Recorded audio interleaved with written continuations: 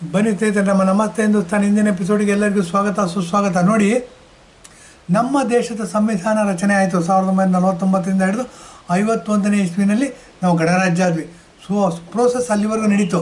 ಅಲ್ಲಿವರೆಗೂ ನಡೆದರೆ doctor BR Ambedkar ಅವರು ಸಂವಿಧಾನ ರಚನೆ ಮಾಡ್ತಕ್ಕಂಥ ಸಮಿತಿಗೆ ಡ್ರಾಫ್ಟಿಂಗ್ ಕಮಿಟಿ ಅಂತಾರೆ, ಅದರ ಅಧ್ಯಕ್ಷರಾಗಿದ್ದರು. ಹಾಗಿದ್ದರೆ ಸಂವಿಧಾನ ರಚನೆ ಮಾಡಿದವರು ಯಾರು ಅಂತ ನೋಡಿದ್ರೆ, ನೋಡಿ, ಗೋಪಾಲ ಸ್ವಾಮಿ ಅಯ್ಯಂಗಾರರು, TT ಕೃಷ್ಣಮಾಚಾರಿ, KM ಮುನ್ಷಿ, ಈ ಥರ 7 ಜನ ಇದ್ದರು. 7 ಜನನು ಮಹಾಭೇದಾವಿಗಳು.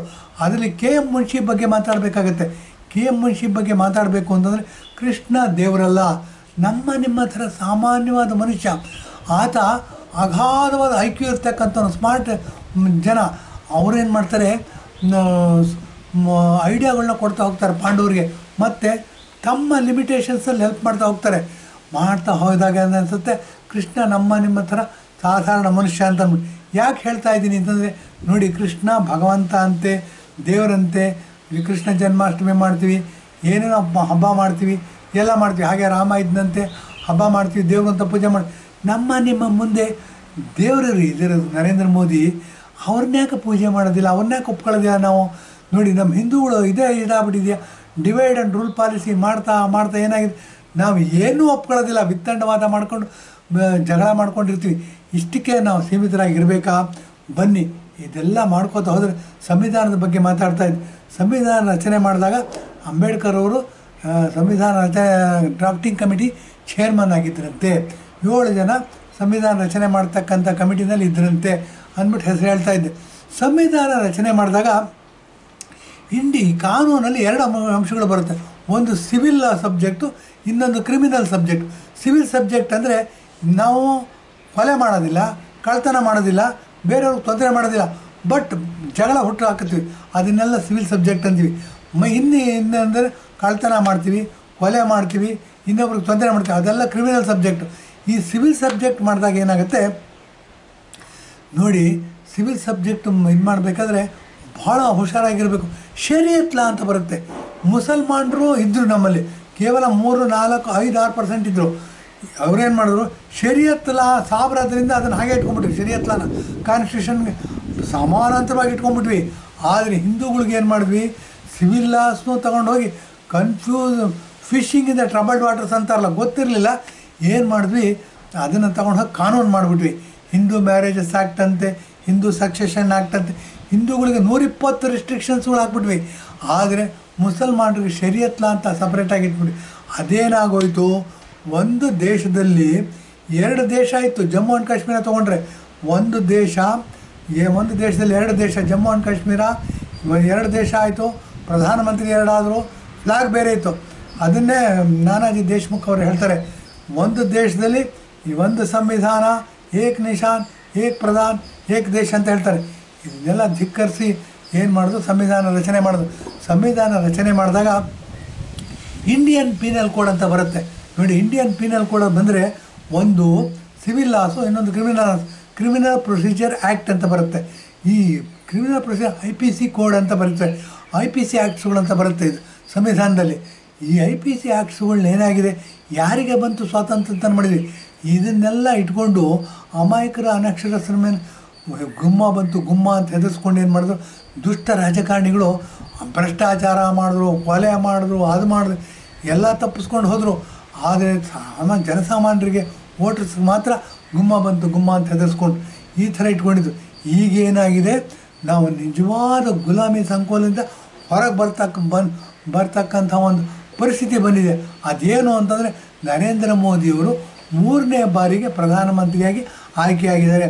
ಪ್ರಧಾನಮಂತ್ರಿಗೆ ಆಯ್ಕೆ ಆಗಿದ್ದು ನಮ್ಮದೇ ಆಗಿರ್ತಕ್ಕಂಥ ಬಹುಜನದ ಆಶೋತ್ತರಗಳಿಗೆ ಪೂರಕವಾದಂಥ, ಬಹುಜನರು ಒಪ್ಕೊಳ್ಬೋದಂಥ ಡೆಮಾಕ್ರಸಿಗೆ ನಿಜವಾದ ಅರ್ಥ ಬರ್ತಕ್ಕಂಥ ಕಾನೂನುಗಳನ್ನ ಜಾರಿಗೆ ತರಬೇಕು ಅಂತ ಏನು ಮಾಡಿದವರು, ಮೊದಲನೇದಾಗಿ ಕ್ರಿಮಿನಲ್ ಲಾಸ್ ಮತ್ತು ಇಂಡಿಯನ್ ಪೀನಲ್ ಕೋಡ್ಗೆ ಬದಲಾವಣೆ ತರೋದಕ್ಕೆ ಪ್ರಯತ್ನ ಪಟ್ಟರು. ಆ ಬದಲಾವಣೆ ತರೋದಕ್ಕೆ ಪ್ರಯತ್ನ ಪಟ್ಟು ಯಶಸ್ವಿನಾದರು. 2023 ಡಿಸೆಂಬರ್ಲಿ ಏನು ಲೋಕಸಭೆ ರಾಜ್ಯಸಭೆ ನಡೆಯುತ್ತೆ, ಕಾನೂನುಗಳನ್ನ ಪಾಸ್ ಮಾಡಿಬಿಟ್ಟಿದ್ದಾರೆ. ಪ್ರೆಸಿಡೆಂಟ್ ಒಪ್ಪಿಗೆನ ಹೋಗಿದೆ. ಈಗೇನಾಗಿದೆ, ಜಾರಿಗೆ ತರೋದು ಗೆಜೆಟ್ ನೋಟಿಫಿಕೇಷನ್ ಮಾತ್ರ ಆಗಬೇಕಾಗಿದೆ. ಜುಲೈ 1ನೇ ತಾರೀಕಿಂದ ಹೊಸ ಕಾನೂನುಗಳು ಜಾರಿಗೆ ಬರ್ತಾಯಿದೆ. ನೀನು ಕಳ್ತನ ಮಾಡಿದ್ಯಪ್ಪ ನಿನಗಿಂತ ಜೈಲು, ನೀನು ಸಿವಿಲ್ ಡಿಸ್ಪ್ಯೂಟ್ ಮಾಡಿದ್ಯಪ್ಪ ಇಂಥ ಕೇಸ್ ಇಂಥ ಇದು ಅಂತ ಭಾರತೀಯ ನಾಗರಿಕ ಸಂಹಿತೆ ಅಂತ ಅಂದ್ಬಿಟ್ಟು, ಮತ್ತು ಭಾರತೀಯ ಸಾಕ್ಷ್ಯ ಅಧಿನಿಯಮ ಅಂತ ಅಂದ್ಬಿಟ್ಟು, ಮತ್ತು ಭಾರತೀಯ ದಂಡ ಸಂಹಿತೆ ಅಂತ ಅಂದ್ಬಿಟ್ಟು ಈ ಥರ ಕಾನೂನುಗಳನ್ನ ಏನು ಮಾಡಿದ್ದಾರೆ, ಇಂಡಿಯನ್ ಪೀನಲ್ ಕೋಡು ಅದನ್ನೇನು ಮಾಡಿದರು, ಬ್ರಿಟನ್ನಿನ ಪಾರ್ಲಿಮೆಂಟಲ್ಲಿ ಏನಿತ್ತು, ಬ್ರಿಟನ್ನಿನ ಸರ್ಕಾರದಲ್ಲಿ ಏನಿತ್ತು ಅದನ್ನು ಯಥಾವತ್ತಾಗಿ ತಂದುಬಿಟ್ಟು ಫೋಟೋಕಾಪಿ ಮಾಡ್ಕೊಂಬಂದು ನಮ್ಮ ದೇಶಕ್ಕೆ ಇಂಡಿಯನ್ ಪೀನಲ್ ಕೋಡ್ ಅಂತ ಮಾಡಿ ಅನುಸರಿಸ್ಕೊಂಡ್ಬಿಟ್ಟಿದ್ವಿ. ಈಗಲೂ ಸಹ ಕಾನೂನು ಪಂಡಿತ ನೋಡ್ಬೋದು, ಬೇಕಾದಷ್ಟು ಕಾನೂನುಗಳು, ಅರ್ಧಕ್ಕಿಂತ ಹೆಚ್ಚು ಕಾನೂನುಗಳು ಬ್ರಿಟಿಷ್ ಸರ್ಕಾರದಲ್ಲಿ ಏನಿತ್ತು ಅಂತ ಅಂದ್ಬಿಟ್ಟು ಫೋಟೋಕಾಪಿ ಅದನ್ನೇನು ಮಾಡಿದ್ದೀವಿ, ನಮ್ಮ ದೇಶಕ್ಕೆ ಅಳವಡಿಸ್ಕೊಂಡ್ಬಿಟ್ಟಿದ್ದೀವಿ. ಎಲ್ಲಿ ಬ್ರಿಟನ್ ಅಂತಿತ್ತು ಅಲ್ಲಿ ಇಂಡಿಯಾ ಅಂತ ಹಾಕಿದ್ದೀವಿ.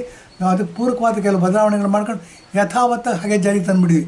ಈಗ ಏನಾಗಿದೆ, ಜನಗಳಿಗೆ ಸ್ವಾತಂತ್ರ್ಯ ಬಂದಿದೆ, ಜನಗಳಿಗೆ ಆ ಜನಗಳ ಆಶೋತ್ತರಕ್ಕೆ ಪೂರಕವಾದಂಥ ಜನಗಳಿಗೆ ಸ್ಪಂದಿಸತಕ್ಕಂಥ ಒಂದು ಸಂವಿಧಾನ ಕೊಡಬೇಕು ಅಂತ ಏನು ಮಾಡಿದ್ದಾರೆ, ನಿಜವಾದ ಅರ್ಥದಲ್ಲಿ ಇದನ್ನು ಜಾರಿಗೆ ತರಬೇಕು ಅಂತ ಏನು ಮಾಡಿದ್ದಾರೆ, ಭಾರತೀಯ ನಾಗರಿಕ ಸಂಹಿತೆ, ಭಾರತೀಯ ದಂಡ ಸಂಹಿತೆ, ಭಾರತೀಯ ಸಾಕ್ಷ್ಯ ಅಧಿನಿಯಮ ಈ ಥರ ಅನೇಕ ಕಾನೂನುಗಳ ನಾಳೆ ಜುಲೈ 1ನೇ ತಾರೀಕಿಂದ ಇವೆಲ್ಲ ಜಾರಿಗೆ ಬರ್ತಾಯಿದೆ.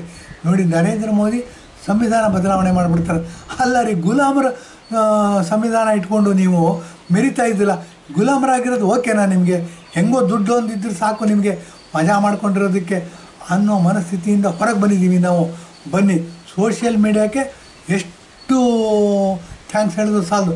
ಏನಾಗಿದೆ ಅಂತಂದರೆ, ಇವತ್ತಿನ ದಿವಸ ನಮಗೆ ನಿಜವಾಗ್ಲೂ ಬೇಕಾಗಿರೋದೇನು, ಮತ್ತು ಹುಚ್ಚು ಮುಂಡೆ ಮದುವೆಲಿ ಉಂಡೋನೇ ಜಾಣ, ಅದರ ಪರಿಸ್ಥಿತಿ ಲಾಭ ತೊಗೊಂಡು ಕೆಲವರು ಸಾವಿರಾರು ಕೋಟಿ ಮಾಡಿಕೊಂಡ್ರು, ಅದು ಬೇರೆ ವಿಚಾರ, ಅವ್ರದ್ದೆಲ್ಲ ಕಾಲ ಆಗೋಯ್ತು.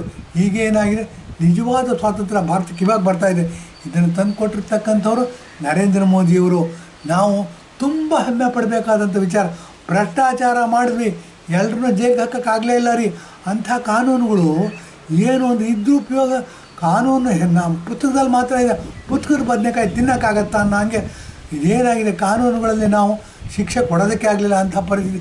75 ವರ್ಷ ಆಜಾದಿ ಕಾ ಅಮೃತ್ 75 ವರ್ಷಗಳಲ್ಲಿ ಇದೇ ಪರಿಸ್ಥಿತಿಯನ್ನು ಅನುಭವಿಸ್ಬಿಟ್ಟಿದ್ವಿ.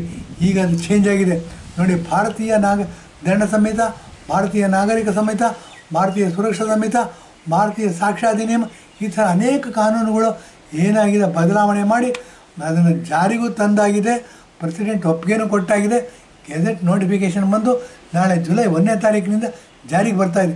ಇದನ್ನೆಲ್ಲ ಜಾರಿಗೆ ತಂದಿರತಕ್ಕಂಥ ನರೇಂದ್ರ ಮೋದಿಯವರಿಗೆ ನಮ್ಮ ಸಾಷ್ಟಾಂಗ ನಮಸ್ಕಾರಗಳು. ಏನು ಅಂದರೆ, ಭಾರತ ಪ್ರಪಂಚದಲ್ಲಿ ಅತಿ ದೊಡ್ಡ ಬಲಿಷ್ಠ ಶಕ್ತಿಯಾಗಿ ಹೊರಹೊಮ್ಮೋದಕ್ಕೆ ಮೊದಲನೇ ಹೆಜ್ಜೆ ಇಟ್ಟಿದೆ ಅಂತ ಹೇಳ್ಬೋದು. ಬನ್ನಿ, ನರೇಂದ್ರ ಮೋದಿಯವರು ಇದ್ದಿದ್ದರಿಂದ ಇದೆಲ್ಲ ಆಯಿತು. ಕ್ರಾಂತಿಕಾರಿ, ಯುಗ ಪುರುಷ ಮತ್ತು ಪ್ರವಾದಿ ಅಂತಲೂ ಹೇಳ್ಬೋದು. ಇಂಥ ನರೇಂದ್ರ ಮೋದಿಯನ್ನು ಪಡೆದಿರ್ತಕ್ಕಂಥ ನಮ್ಮ ಕಾಲದಲ್ಲಿ ನಾವು ನಮ್ಮ ಮಧ್ಯೆ ನಡೆದಾಡ್ಕೊಂಡಿರ್ತಾರೆ, ಮಾತಾಡ್ಕೊಂಡಿದ್ದಾರೆ, ಇಂಥವ್ರನ್ನ ನೋಡ್ತಾ ಇದ್ದೀವಿ. ಅವ್ರ ಸಮಕಾಲೀನರು ಅಂತ ನಾವು ಹೇಳೋದು ತುಂಬ ಹೆಮ್ಮೆ ಆಗುತ್ತೆ. ಬನ್ನಿ, ಅವ್ರನ್ನ 2029 ಗೆಲ್ಸೋಣ, 2034 ಗೆಲ್ಸೋಣ, 2039 ಗೆಲ್ಸೋಣ. ಯಾಕೆ ಅಂತಂದರೆ, ಈ ಥರದ ನಮಗೆ ದೇವರು ಸಿಗೋದು ಭಾಳ ಅಪರೂಪ. ಸಾವಿರಾರು ವರ್ಷಗಳ ನಂತರ ಸಿಗತ್ತಂತೆ. ಯದಾ ಹಿ ಧರ್ಮಸ್ಯ ಗ್ಲಾನಿರ್ಭವತಿ ಭಾರತ ಅಂತ ಮಂತ್ರ ಬರುತ್ತೆ ಭಗವದ್ಗೀತೆಯಲ್ಲಿ. ಯಾವಾಗ ಪ್ರಪಂಚ ಹಾಳಾಗ್ತಾ ಹೋಗುತ್ತೆ, ಭಗವಂತ ಅವತಾರ ತಾಳ್ತಾನಂತೆ, ಅವತಾರ ತಾಳ್ಬಿಟ್ಟು ರಕ್ಷಣೆ ಮಾಡ್ತಾನಂತೆ. ಆ ಥರ ನರೇಂದ್ರ ಮೋದಿಯವರು ಕೃಷ್ಣನ ಅವತಾರ, ರಾಮನ ಅವತಾರ ತಾಳ್ಕೊಂಡು ಬನ್ನಿ ಮೋದಿ ಅಂತ ಹೆಸರಿಟ್ಕೊಂಡು ನಮ್ಮ ಮುಂದೆ ಬಂದಿದ್ದಾರೆ. ನಮಗೆಲ್ಲ ಒಳ್ಳೆಯ ಕೆಲಸ ಮಾಡ್ತಾಯಿದ್ದಾರೆ, ಒಳ್ಳೆಯ ಕಾನೂನುಗಳನ್ನ ಕೊಡ್ತಾ ಇದ್ದಾರೆ. ಇಂಥವ್ರನ್ನ ಕಾಪಾಡ್ಕೋಬೇಕಾಗಿರೋದು, ಇಂಥವ್ರಿಗೆ ಆ ಅಧಿಕಾರ ಕೊಟ್ಟು ಕಾಯಬೇಕಾಗಿರೋದು ನಿಮ್ಮೆಲ್ಲ ಕರ್ತವ್ಯ ಅಂತೇಳಿ ಇಂದಿನ ಎಪಿಸೋಡ್ ಮುಗಿಸ್ತಾ ಇದ್ದೀನಿ. ಧನ್ಯವಾದ, ನಮಸ್ಕಾರ.